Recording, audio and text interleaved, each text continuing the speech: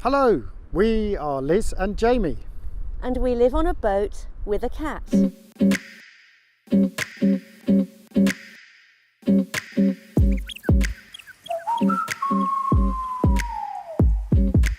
In the last episode, we had the best sail yet this season.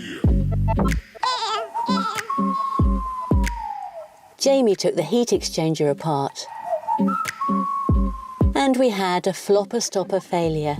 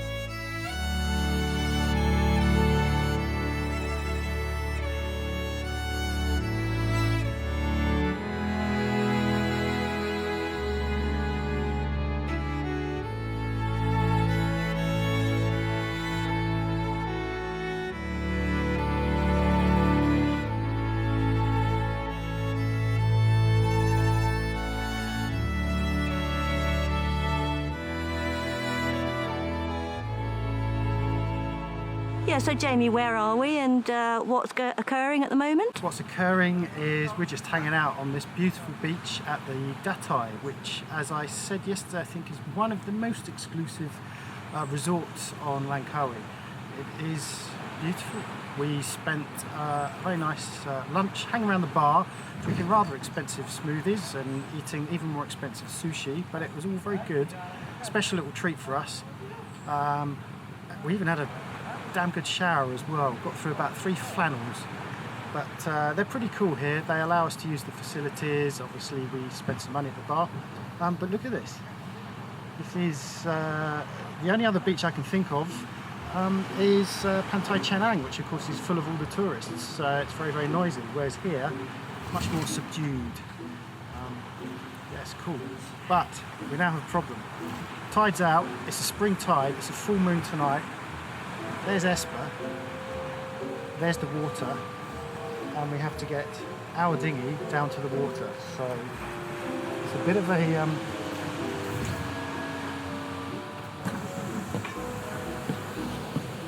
this is going to be amusing.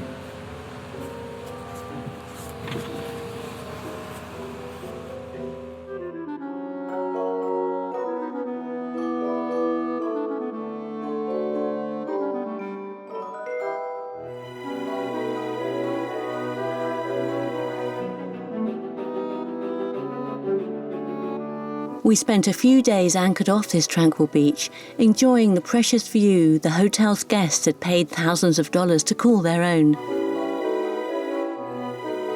Nobody seemed to mind us driving the dinghy onto shore, and we even had help from one of the hotel's security guys.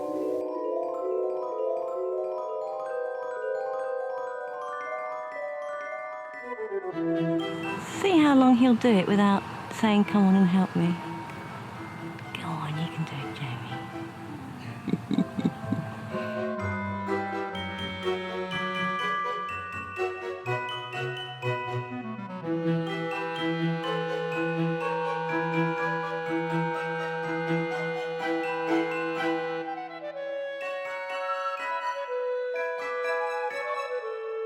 Guess I better go and help him. One of the couples we met had been holidaying here for 10 years, and when I asked them why they loved Langkawi so much, they told me they'd never gone beyond the resort. We, on the other hand, needed to move, so we weighed the anchor, said goodbye to Never Never Land, and headed west round the island to Telaga Marina Anchorage.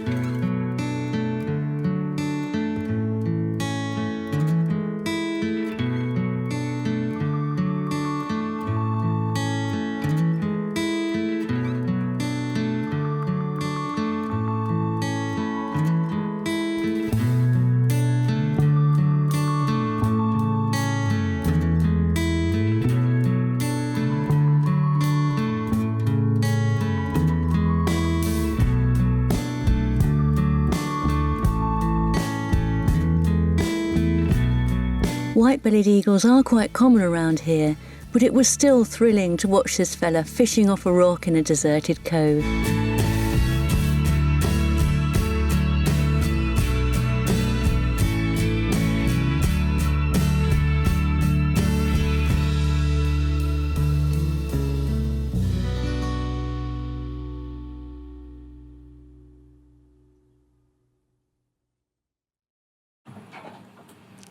Right, water maker. A number of you have said please keep us posted on how you get on with your water maker.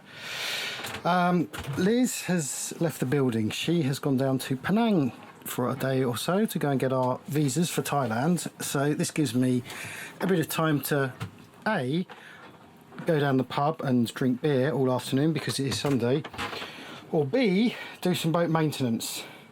For some reason I've opted for B, and that is larking about with this. Now unfortunately it is one of those jobs that I tend not to have the time or patience for, especially when it comes to filming my lack of progress.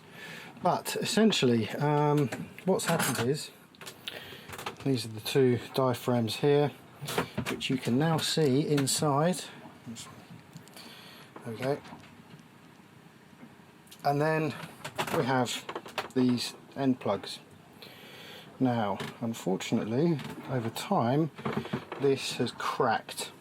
It's cracked along there, and although it was only leaking on one, I think I can see the beginnings of another crack on that side. So I had to pull this out. Now they've got a little O-ring. I'm sorry for the bad camera work here. I'm kind of semi-excited and pissed off, and actually now do want that beer. But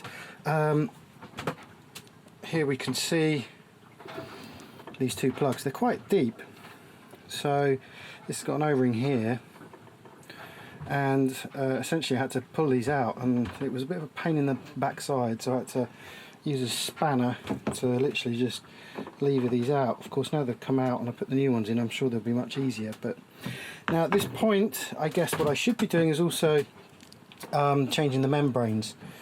So we've got two of these membranes here, and unfortunately I can't get hold of them here, and we kind of left it a bit too late to get them delivered from the States, where you can pick them up on eBay pretty cheap actually. I say pretty cheap, just cheaper than the normal usual outlets. So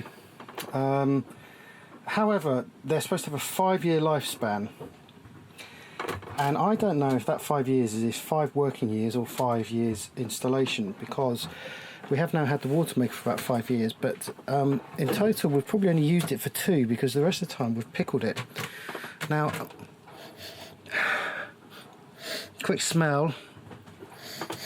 This is my advanced chemical test, is smelling them. They don't smell too bad. I can't, it's difficult to see if there's any degradation in the membrane, and to be honest I don't know what I'm looking for anyway. So I'm going to keep the two membranes in there, and I've got two new plugs, so I may as well put them both on, pop those back in, and hopefully we will have a working water maker. And by working I mean it will be actually functioning and moving and not leaking. The question is, will it produce potable water? Water maker update. So managed to get the old end caps off. Bit of a struggle, bit of a pain, but sorted it in the end. And now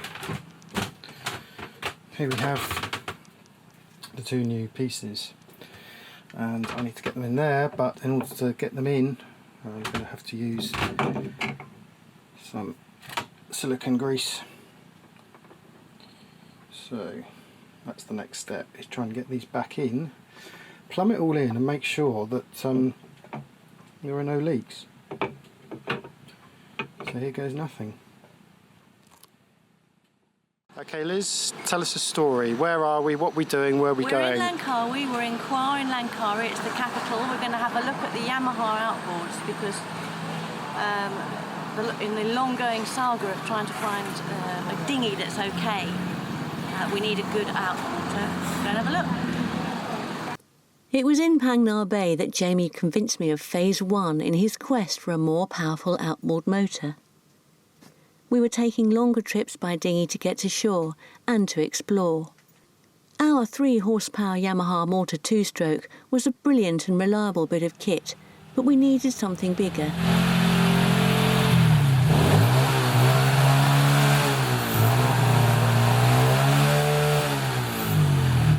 So can you tell me your name? Thing. Teng. Yes. And you are recommending Yes.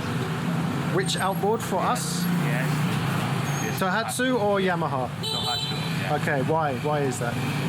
Now the quality is very good. Yeah, Yeah. And the speed is very good. yeah. Yeah. And you have visited the factory of Yamaha, is that right? Yeah. Yes, I have Yeah. go to Japanese, Yamaha and Tohatsu. Okay. The supplier in the Japan. And your son was saying that with Tohatsu he's had no problems, but lately he's had some problems with Yamaha, yeah? Okay, good. Right, let's go and buy this and try it out, yeah? Thank you. Mr. Ling has been around a long time selling and repairing outboards and motorbikes in Langkawi, so he knew what he was talking about. But we did our homework too and chatted to lots of yachties about the Tohatsu. We wanted to stick with a two-stroke motor because they are lighter, faster and cheaper than four-strokes, and in this part of the world every man and his dog knows how to repair them. The online reviews were excellent and no one we spoke to had a bad word to say about the Tohatsu. We settled on the 9.8, which would be just about fine for our requirements and not too heavy for Jamie to lift on his own. Wednesday morning, and how about a little water maker update? Engine is running, as you can hear. Haven't had the engine on for days, but listen to this. Look at this. That's the sound of a pump pumping our water maker. The pressure looks about right, and our assistant here is going to demonstrate the water.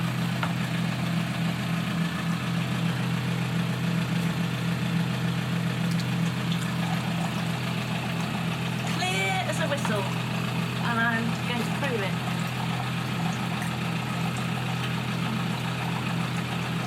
There we go. Woohoo! One working water maker. That's brilliant. That's 30 litres an hour, approximately. And we probably use only 30 litres on a good day anyway. So, I say on a good day, that's when we've had decent showers. So this is really good news. This is incredible, amazing. We're very, very, very, very, very, very, very happy.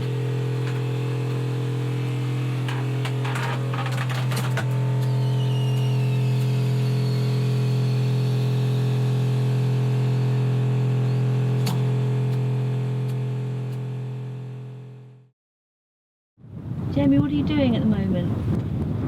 I'm whipping the end of our new sheet, which is what we call the rope that we pull our staysail in and out of. And this is it. This is our new sheet, a new rope to replace our old one. As you can see, this one's pretty battered, and over the years what happens is it starts to flake and gets all fluffy, which means it doesn't furl very well, it doesn't go around the winch very well, you end up getting riding turns, it sort of sticks to itself. I don't know if you can see the difference in quality there of those two lines, but one's very rough, one's very smooth. So this is a new sheet, and what I'm doing is by whipping, it's just a waxed cotton thread that you put around the end here just to stop it from, well, to stop it from doing that basically. So yeah, we thought after all these years we've never replaced this line, it's about time we replaced it. So we have a new staysail sheet. Just one question, it's been melted at the end as well, hasn't it? Yeah, well that's when they cut it. So it's obviously on a big 1,000-metre bobbin. When you buy it, they use this, it's like a flat soldering iron that just cuts through. It also helps seal it, and quite often we do that ourselves. We, you know, put a lighter to it so that it melts the end. What's going on? We just anchored round the corner from where we were because some idiot was burning something horrible and we're getting all this smoke. So we thought we'd move around the corner, and as we did, the weather came in. So we're now in the Bajaya Bay, where the Bajaya Resort is. We've got a little bit of shelter because the headland is now in front of us and the wind is coming at us this way. And just enjoying looking at the weather. And hearing the thunder. Yeah, hearing the thunder, lightning. We keep getting gusts. We don't know how fast they're going, but these gusts are pretty strong. I reckon 25. Nah, 26. I reckon about 25. Oh yeah, I'd say. And the rest. And then out into this sea are the little squid boats. They're just ploughing out there through the white horses, through the wind. They don't care. It's their job. They've got to be out there.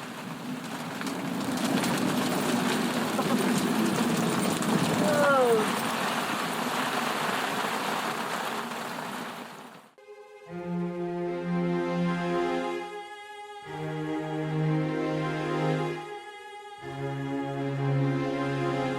Sunrise over there.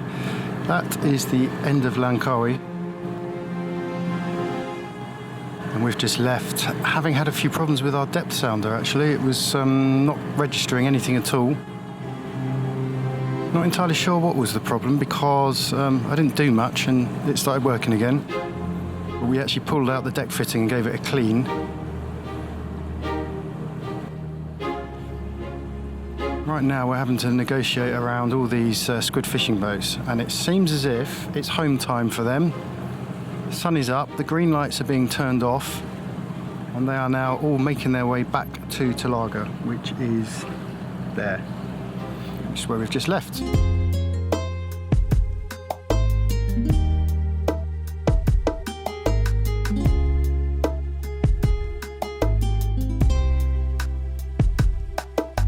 The reason why we left early is because the wind, there was some wind forecasts from about 5 o'clock until midday. But there is not a breath out here.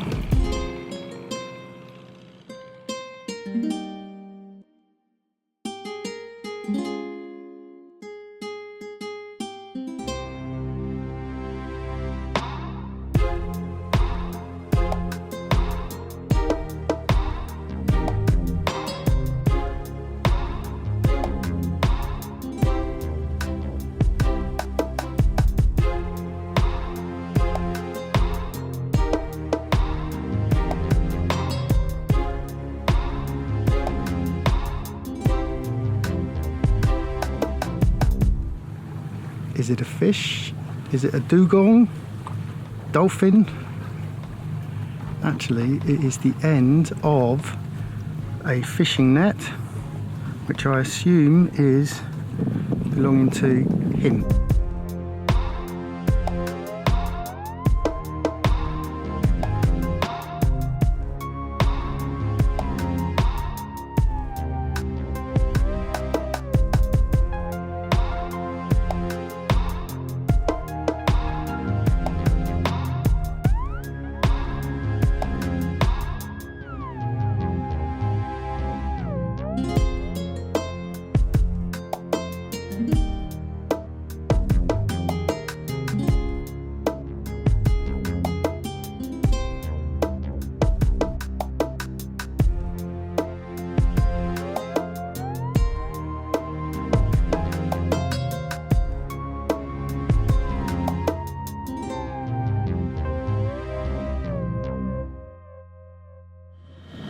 Tell me, Liz, what's going on?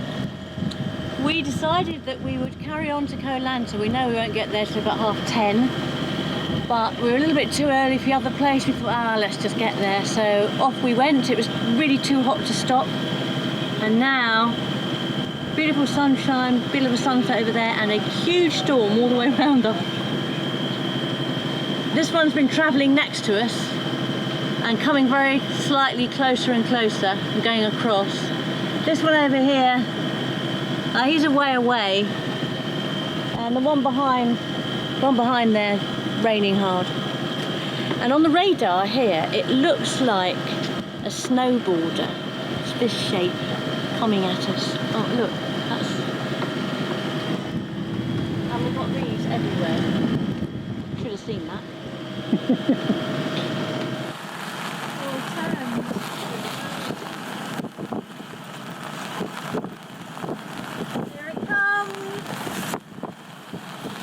Whoa.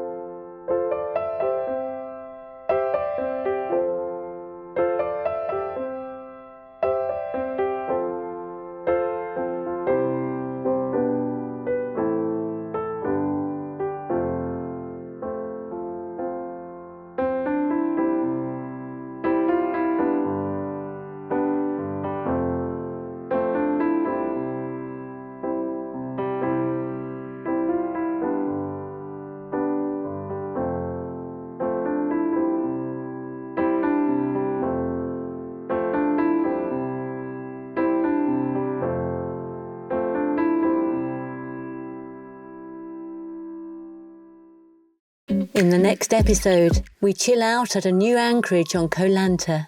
We go dinghy shopping. And we find out how Koh Phi Phi Lee is handling the tourism since Leonardo DiCaprio's film The Beach. Follow the bus. Follow the bus. Follow the bus. Follow the bus. If you missed it, you can catch our previous episode here. If you're interested in the technical aspects of boat maintenance, watch our 45-episode sailboat refit series here. If you enjoy our sailing channel and would like to show some love, come and find us here.